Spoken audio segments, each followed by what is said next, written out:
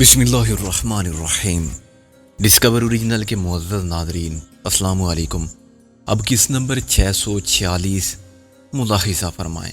یہ اس وقت تک ہمارے قبضے میں رہے گی جب تک رابعہ اور نازو کا پتہ نہیں چل جاتا، یہ معلوم نہیں ہو جاتا کہ گل اور محسن کہاں ہے۔ ہم اسے یرغمال رکھیں گے، غالب نے کہا، اور اگر ان میں سے کسی کو کچھ ہوا تو خدا کی قسم۔ باہر سے کسی نے سہمے ہوئے لہجے میں پکارا، کاجل، او کاجل۔ کاجل چلائی، تارا بائی۔ دوسرے لمحے تارا بائی کا لاش جیسا سفید دہشت زدہ چہرہ نمودار ہوا۔ تم آ گئی ہو، خدا کا شکر ہے۔ کاجل اس کی طرف لپکی۔ تارا بائی، وہ دونوں کہاں ہیں؟ تارا بائی نے ساری کے پہلو سے آنکھیں صاف کرتے ہوئے کہا، وہ ٹھیک ہیں، بالکل ٹھیک ہیں، بس خدا نے میری عزت رکھی، میں انہیں بچا کے لے گئی، ورنہ وہ ظالم۔ میں نے تارا بائی کو ایک کرسی سیدھی کر کے بٹھا دیا۔ یہاں بیٹھ کے بتاؤ، آرام سے اور سکون سے بات کرو، غالب نے کہا۔ کاجل، تارا بائی کو پانی پلاؤ، کاجل نے کہا، ابھی لائی۔ مگر تارا بائی نے کہا، میں ٹھیک ہوں، بس تم چلو میرے ساتھ، کہیں وہ پھر نہ آ جائیں، خونی لٹیرے۔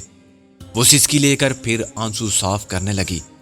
وہ تو بس عین وقت پر مجھے اندازہ ہو گیا، اور میں نے ایک دم دروازہ بند کر کے لڑکیوں سے کہا کہ نکل جاؤ پیچھے سے۔ میں نے کہا، یہ سب بعد میں بتانا، پہلے ہمیں بتاؤ کہ وہ اس وقت کہاں ہیں۔ مولوی شمس الزہا کے حجرے میں، وہ بولی، آؤ چلیں۔ میں نے غالب سے کہا، پہلے کیوں نہ ایک نظر باہر دیکھ لیں۔ غالب نے سر ہلایا، ہاں، دشمن گات میں نہ ہوں۔ کاجل کی گاڑی باہر موجود تھی، اس کے اور ہمارے دشمن یقیناً عبدالستار چودھری کی دوسری گاڑی کو پہچانتے ہوں گے۔ باہر کھڑی ہوئی یہ گاڑی کسی گھر کی چھت پر لہرانے والے پاکستانی پرچم سے کم خطرناک نہ تھی، جو دشمن کے دل میں انتقامی جذبات کو ہوا دے۔ میں نے احتیاط کے ساتھ کھڑکی کھولی اور باہر جھانک کر دیکھا۔ بظاہر سب ٹھیک تھا۔ آتے جاتے لوگوں کے چہروں سے دوست اور دشمن کی تمیز کرنا محال ہی نہیں، ناممکن بھی تھا۔ غالب نے دوسری کھڑکی کے ٹوٹے ہوئے شیشے سے کسی شکاری کو تاڑنے کی کوشش کی، مگر باہر سب عام لوگ تھے جن کے چہرے سپاٹ اور بے تاثر تھے۔ ان سے کچھ ظاہر نہیں ہوتا تھا کہ وہ کس کے دوست اور کس کے دشمن ہیں، اپنے دل میں کتنا بغض و عناد رکھتے ہیں، اور سیاست کے موجودہ منافرت اور تعصب پر مبنی نظریات سے کس حد تک اختلاف یا اتفاق کرتے ہیں۔ راہ چلتے آدمی کا چہرہ کچھ نہیں بتاتا کہ اگلے لمحے وہ کیا کرے گا۔ پتھراؤ کرنے والوں میں شامل ہو جائے گا، جذبات سے مغلوب ہو کے کسی بھی اجنبی کو دشمن فرض کرتے ہوئے خنجر گھونپ دے گا، یا جان بچا کے باغ کھڑا ہوگا۔ میں نے کہا، چلو تارا بھائی، راستہ صاف ہے۔ غالب نے میری تائید کی، خطرے کی کوئی بات نہیں۔ تارا بھائی کھڑی ہوگی، کیا تمہاری آنکھیں خطرہ دیکھ سکتی ہیں؟ میں نے غالب کی طرف دیکھ کر خفت سے کہا، نہیں۔ تارا بھائی مسکرائی، پیچھے سے چلو، ادھر کوئی نہیں ہوگا۔ اب میں نے کہا، تارا بھائی، کیا تمہاری آنکھیں دیکھ سکتی ہیں کہ پچھلی طرف خطرہ نہیں ہے؟ کیا پتا اب پیچھے کھڑے وہ مل جائیں جن کو سامنے سے آ کے کچھ نہیں ملا تھا۔ تارا بھائی نے سوچ کے کہا، کہتے تو تم ٹھیک ہو لڑکے، ہونے والی بات تو ہو کے رہتی ہے، پھر عقل کے حساب پر بھروسہ کرنے سے کیا فائدہ؟ چلو خدا پر بھروسہ کرو۔ ہم سامنے سے نکلے۔ میں نے اور غالب نے ایک ہاتھ جیب میں ڈال لیا اور ریوالور کو اپنی گرفت میں بالکل تیار رکھا۔ اس کا سیفٹی کیس چٹا ہوا تھا، اور خدا نخواستہ کوئی اچانک حملہ کرتا تو ہمیں جوابی کارروائی میں ایک لمحے کی تاخیر نہ ہوتی۔ تارا بائی کے پیچھے چلتے ہوئے ہم ایک گلی میں داخل ہوئے، پھر مختلف گلیوں کے موڑ کاٹتے ہوئے ایک مسجد کے عقب میں نکلے۔ وہاں ایک چھوٹے سے کوارٹر کا دروازہ تھا، مگر اس پر زنجیر نما کنڈی لگی ہوئی تھی، اور کنڈی پر پرانا کفل نظر آ رہا تھا۔ غالباً کوارٹر کا دوسرا دروازہ مسجد کے سین کی جانب کھلتا ہوگا، میں نے سوچا۔ تارا بائی نے پریشان سے کفل کو دیکھا۔ یہ مولوی صاحب کہاں چلے گئے؟ میں نے کہا، میں مسجد کی طرف جا کے دیکھتا ہوں۔ تارا بائی نے نفی میں ساری لایا، ادھر سے کوئی راستہ نہیں ہے۔ میں نے کہا، پھر وہ مسجد میں کیسے جاتے ہیں؟ گوم کے صدر دروازے کی طرف سے، جہاں سے سب اندر جاتے ہیں۔ میں نے کہا، پانچوں وقت؟ تارا بائی نے بے خیالی میں سر ہلایا، ہاں، اس کے علاوہ بھی بچوں کو پڑھانے۔ پھر اب وہ کہاں جا سکتے ہیں؟ غالب نے جھنجھلا کر کہا۔ تارا بائی کی نظریں خار سمت میں نادیدہ دشمنوں کے بے وجود خطرات کے سائے منڈلاتے دیکھ کر دہشت سے پھیلی ہوئی تھی۔ مجھے کیا معلوم، سوچو ان کا یہاں کون تھا؟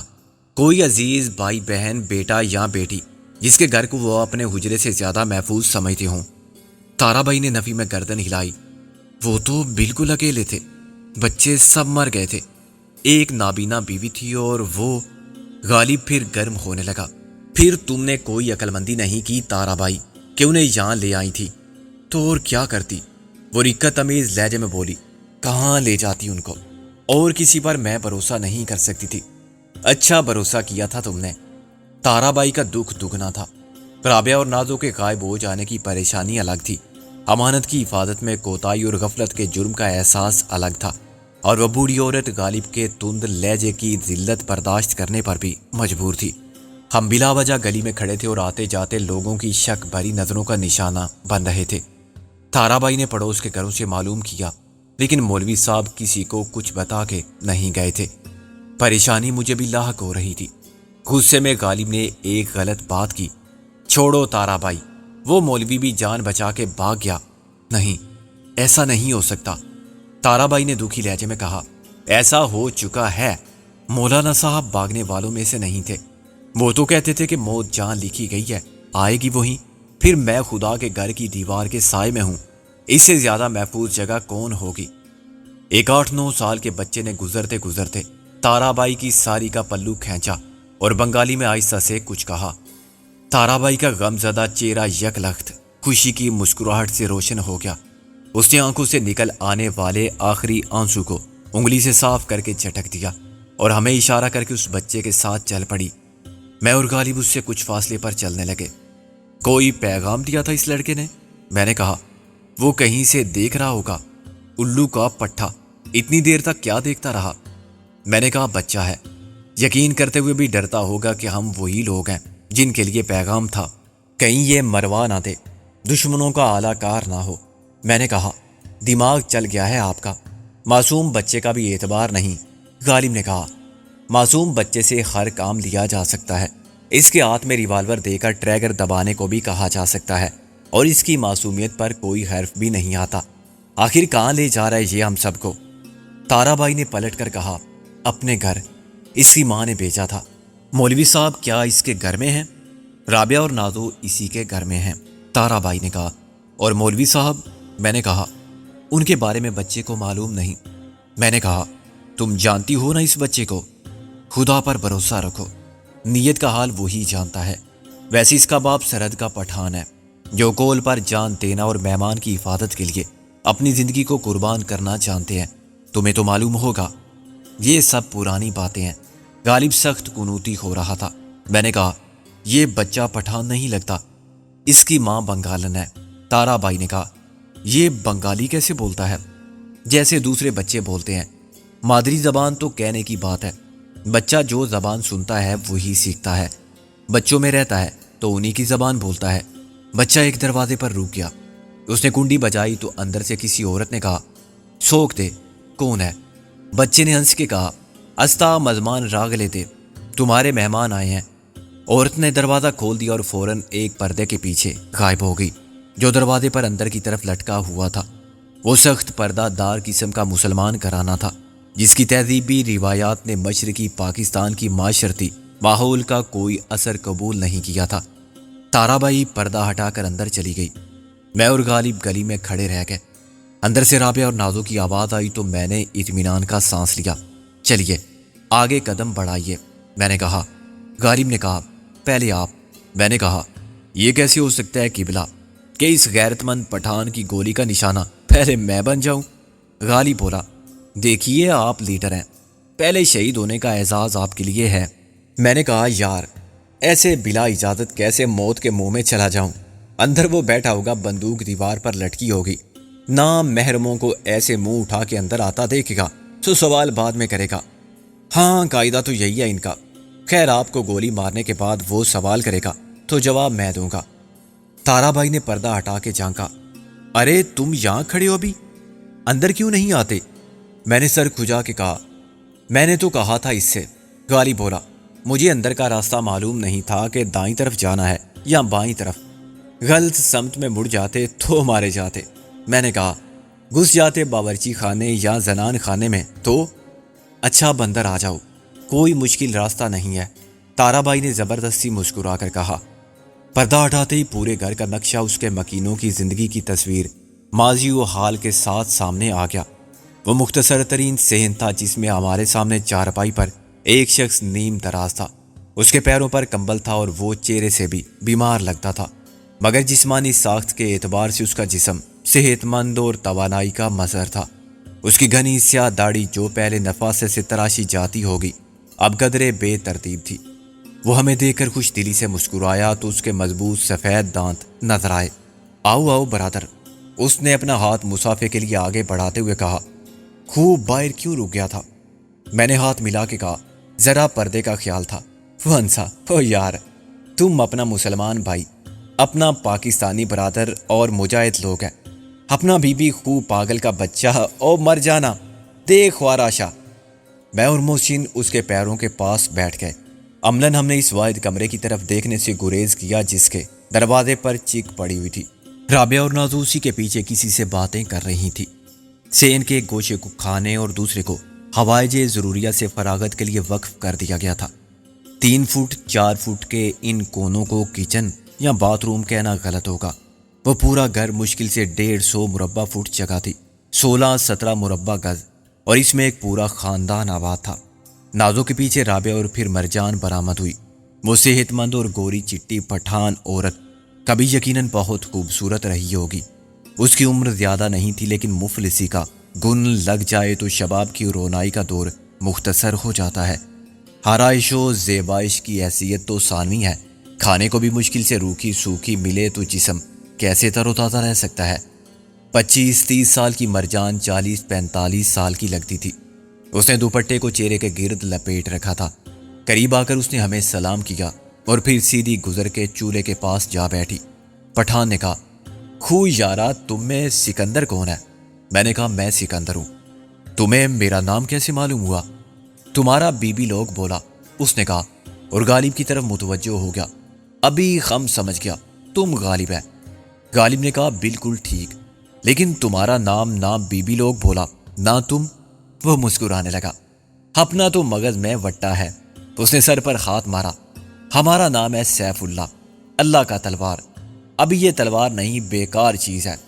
میں نے کہا، کیوں، کیا ہوا ہے تمہیں؟ اس نے ایک دم کمبل ہٹا دیا۔ کمبل کے نیچے اس کے دونوں پاؤں کولے تک سفید پلاسٹر آف پیرس میں چھپے ہوئے تھے۔ یہ دیکھو، ابھی اس کو کیا بولے گا؟ لکڑی کا ٹانگ بھی کام آتا ہے، یہ تو پتھر ہو گیا ہے، پتھر۔ ہم کسی کافر کا سر بھی نہیں توڑ سکتا اس سے۔ غالب نے کہا، یہ فریکچر کیسے ہوا؟ ایک گولی ادھر، ایک ادھر۔ اس نے دائیں ٹانگ پر انگلی رکھ کے نشاندہی کی، پھر بائیں ٹانگ پر ایک ادھر دوسرا ادھر۔ ہڈی کا 3 ٹکڑا ہو گیا۔ ابھی 6 مہینہ ہم آدھا آدمی ہے آدھا پتھر۔ اس کا بعد خدا خبر ہم کیسا چلے گا، انسان کی طرح یا بندر کی طرح۔ رابعہ اور نازو چپ کھڑی تھی۔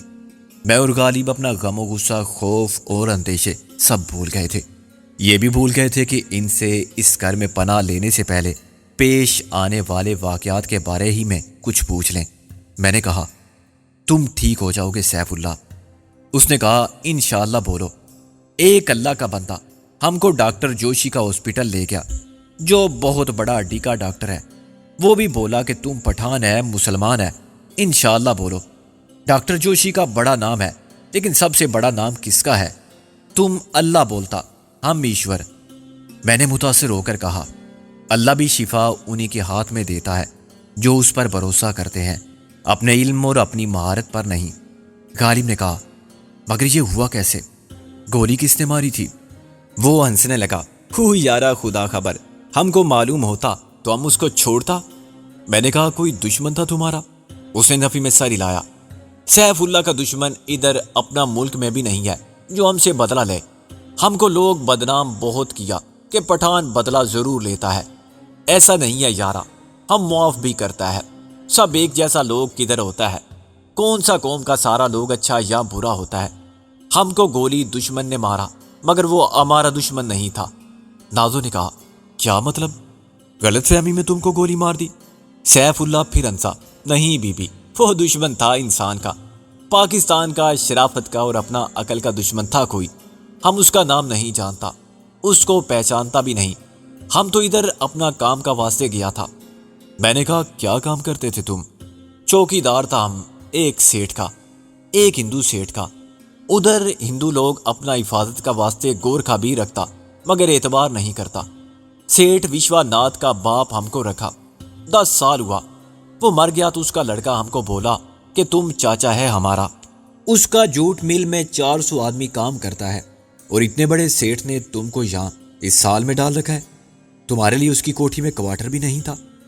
وہ کچھ دیر خلا میں دیکھتا رہا اور اداسی نے اس کی آنکھوں میں پل بھر کے لیے آنسوؤں کی نمی پیدا کر دی۔ پھر وہ مسکرانے لگا۔ وہ بہادر آدمی تھا، اسے اپنے دکھوں پر مسکراہٹ کا پردہ ڈالنا آتا تھا۔ وہ اپنے زخموں کی ٹیس کو اپنی ہنسی میں چھپا سکتا تھا۔ یارا، ابھی ایسا دنیا کہ جو ساتھ چل سکتا ہے اس کا ساتھ دیتا ہے، جو رک جاتا ہے اس کو چھوڑ دیتا ہے پیچھے، بھول جاتا ہے۔ سیٹھ کا گھر پر ہم رات بھر جاگتا تھا۔ ہم بولا کہ سیف اللہ جب تک کی طرح اندر کوئی نہیں آ سکتا۔ ایک بار ڈاکو لوگ آیا، ہم ایک کو مار دیا، دوسرا زخمی کیا۔ سیٹھ ہم کو 10 روپیہ انعام دیا۔ 10 روپے؟ میں نے حیران ہو کر کہا، جان بچانے کا معاوضہ صرف 10 روپے؟ غالب بولا، وہ جان کے علاوہ بھی مال لے جاتے پھر؟ نازو نے کہا۔ سیف اللہ مسکرایا۔ 10 روپیہ انعام دیا، معاوضہ نہیں یارا، تنخواہ الگ ملتا ہم کو۔ ابھی ادھر بہت لوٹ مار ہوتا، خون خرابہ ہوتا، گنڈا لوگ کا کیا ایمان اور مذہب، لیکن سیف اللہ کا ہے۔ ایک مسلمان لڑکا دن میں ہم کو بولتا کہ آج رات تمہارا سیٹھ کا کھانا خراب کرے گا، تم چھٹی کرو آج یا اپنا بندوق رکھو اور سو جاؤ۔ ہم بولا کہ خنزیر کا بچہ سیف اللہ کو ایسا بولتا؟ وہ بولا کہ تمہارا سیٹھ کافر ہے۔ ہم بولا کہ ہمارا کام اس کا حفاظت ہے اور وہ ہم کرے گا، اپنا جان دے کر بھی اس کو بچائے گا۔ تمہارا باپ بھی آئے گا تو ہم گولی مارے گا اس کا مغز میں۔ وہ بولا کہ ہم تم کو بھی حصہ دے گا۔ بس پھر ہم بندوق اٹھایا تو وہ داؤس بھاگ گیا۔ ہم یہ بات سیٹھ کو بولا اور سیٹھ پولیس کو۔ 1 ہفتہ بعد پولیس کا سنتری چلا گیا۔ رات کو گنڈا لوگ حملہ کیا۔ تم نے پہچان لیا تھا انہیں؟ اس نے نفی میں سر ہلایا۔ وہ نقاب ڈال کے آیا، 8-10 آدمی تھا۔ ہم 2 کو مار دیا، مغز میں گولی مارا۔ ان میں وہ بدماش لڑکا بھی تھا جس نے تم سے بات کی تھی؟ میں نے کہا۔ ایک بار پھر سیف اللہ نے نفی میں سر ہلایا۔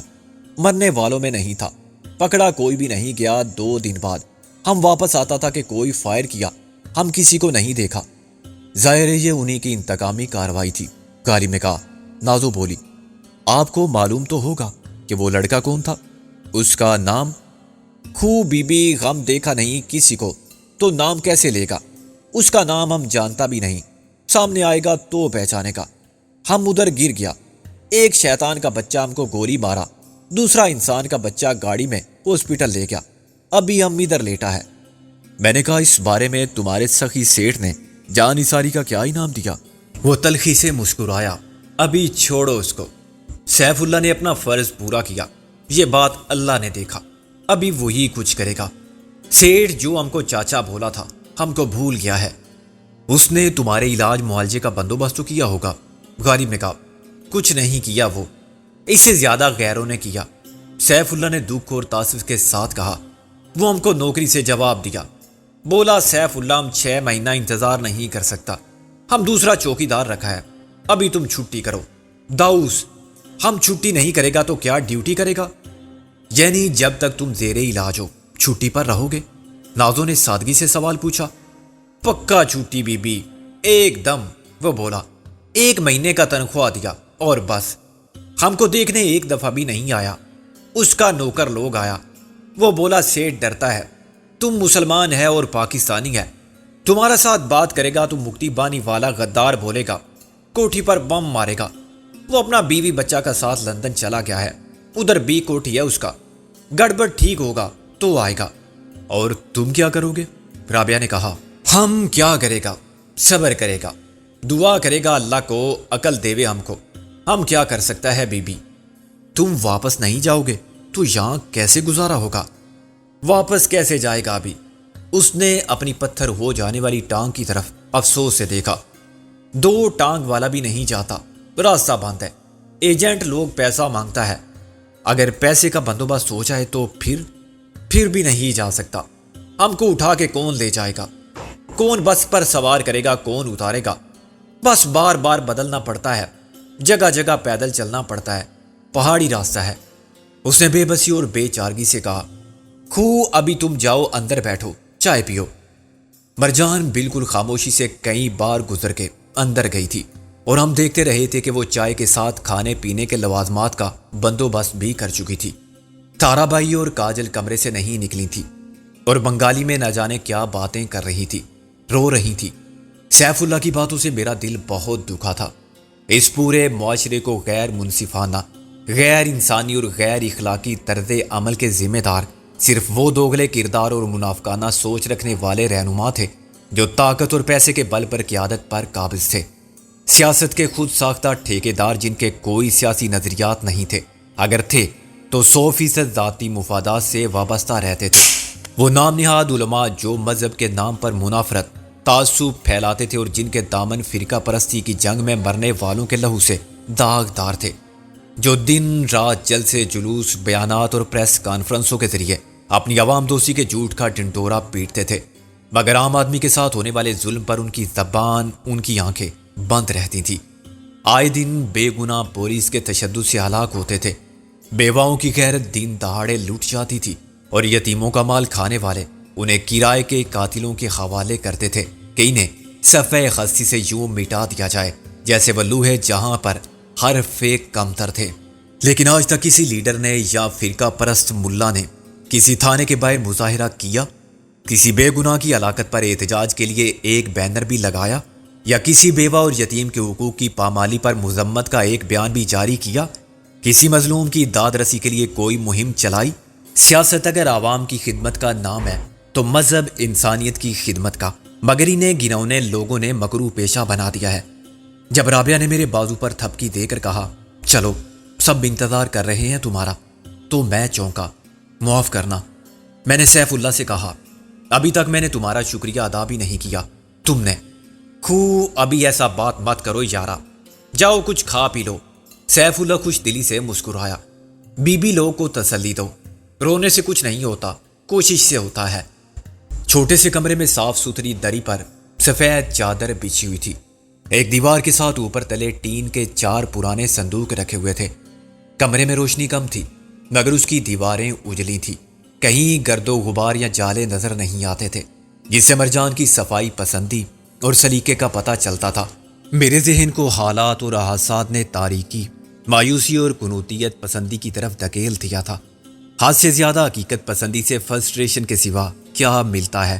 سیف اللہ پر ہونے والے ظلم پر یہی کہہ کر خاموش رہا تھا کہ یہ نوشتہ تقدیر تھا، اس کی آزمائش تھی، اور خرابی کے پیچھے کیا اسباب مصلحت ہے یہ خدا جانتا ہے۔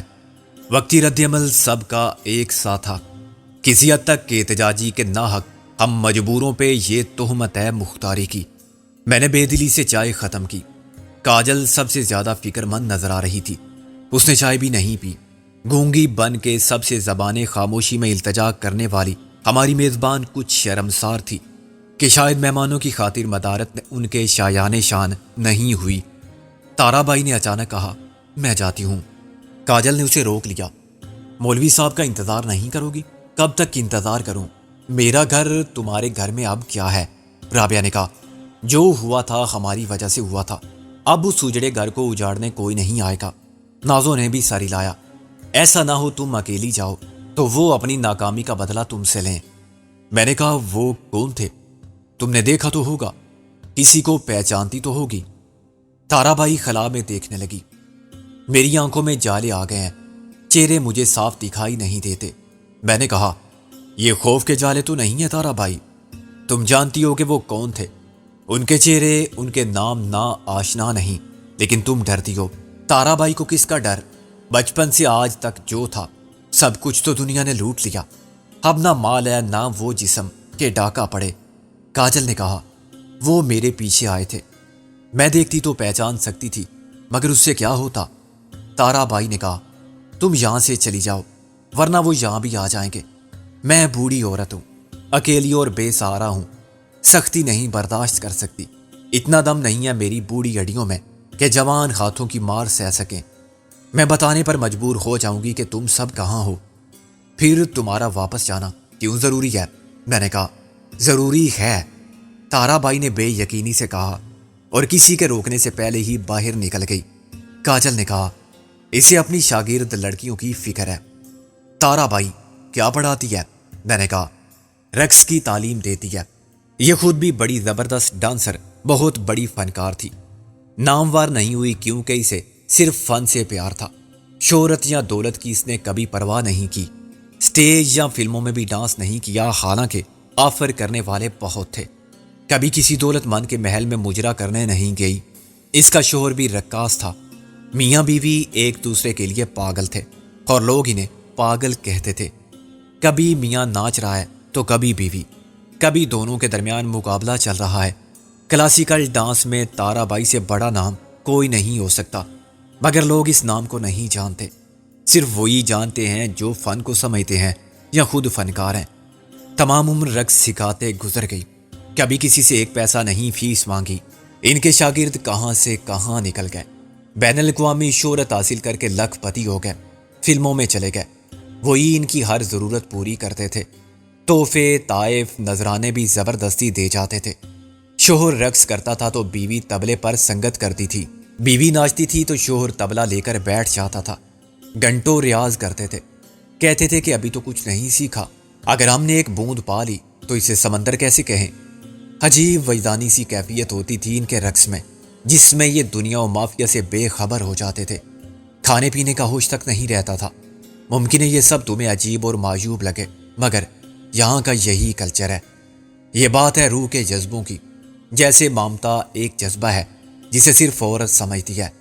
جذبائی کسان کی محنت کو بھی خریالی اور خوشحالی دیتا ہے، بس ہر جذبے کا رنگ جدا ہے، مفہوم الگ ہے، مقصد اور مدعا مختلف ہے۔ اس کا رقاص شوہر ایک دن اسی سرشاری کی الہامی کیفیت میں رقص کرتے کرتے گرا اور مر گیا۔ زندگی ختم ہو گئی تو رقص ختم ہو گیا، یا یوں کہہ لو کہ رقص ختم ہوا تو زندگی ختم ہو گئی۔ زندگی کیا ہے؟ عناصر میں ظہور، ترتیب، دل کی دھڑکن کا رقص، ترتیب، توازن اور تسلسل کی کیفیت، نبض اور سانس کی رفتار کے ساتھ حرکت قلب اور دوران خون کی ہم آہنگی، یہی زندگی کا رقص ہے۔ حرکت کا یہ توازن تو ساری کائنات میں ہے۔ سورج، چاند، ستارے متحرک، مشینوں کے پرزے، موسموں کی رت، ساون کی جڑی اور دریا کی روانی، سب میں ترتیب، توازن اور ہم آہنگی ہے۔ میں دم بخود بیٹھا تھا۔ تم تو فلاسفر ہو کاجل۔ غلط، میں پاگل ہوں، اتنی دیر سے بولتی جا رہی ہوں۔ اس نے ہنس کے کہا دراصل میں تارا بائی کے لیے بہت دکھی اور فکر مند ہوں۔ غالب نے کہا کیا تم بھی شاگرد ہو اسی کی؟ ہاں، مگر ایک ایسی شاگرد جس نے استاد کا نام روشن نہیں کیا۔ وہ بولی آج میری وجہ سے اس کا گھر تہس نہس ہوا۔ وہ تو خدا کا شکر ہے کہ محلے والے اسے بچانے آ گئے۔ سب تارا بائی کی عزت کرتے ہیں، مگر جو تارا بائی کو نہیں جانتے وہ اسے کب معاف کریں گے؟ میں نے کہا کیا اس کے بیٹے نہیں ہیں اور اتنے شاگرد ہیں اس کے، تو وہ کسی کے گھر کیوں نہیں چلی جاتی؟ غالب نے کہا اولاد خدا نے نہیں دی۔ کاجل بولی مگر میرا خیال ہے کہ اولاد ان کی نہیں ہو سکتی تھی، اور یہ اولاد کے نہیں ہو سکتے تھے، اس لیے اچھا ہی ہوا جو بھی ہوا۔ خود انہیں کبھی اولاد کی ضرورت بھی محسوس نہیں ہوئی۔ یہ کیسے ہو سکتا ہے؟ اب آدمی اپنے احساس محرومی سے خود ہی سمجھوتا کر لے تو الگ بات ہے، رابعہ نے کہا۔ اچھا؟ میں نے مسکرا کے اس کی طرف دیکھا۔ رابعہ کا چہرہ گلابی ہو گیا۔ اس نے عام بات کی تھی، میں نے ایک لفظ سے اسے خاص مفہوم دے دیا، مگر یہ بات کاجل نہیں سمجھی۔ تارا بائی خود کہتی تھی اگر بھگوان مجھے ماں بنا دیتا تو میں مر جاتی۔ ماں کے مقابلے میں بھلا میری کیا حیثیت؟ ماں بڑی طاقتور ہوتی ہے۔ مامتا کا جذبہ کلاکار کی کلا کو مار ڈالتا ہے۔ کسی شاگرد کے گھر جا کے رہنا اس کی خوددار طبیعت کو گوارا نہیں ہوگا۔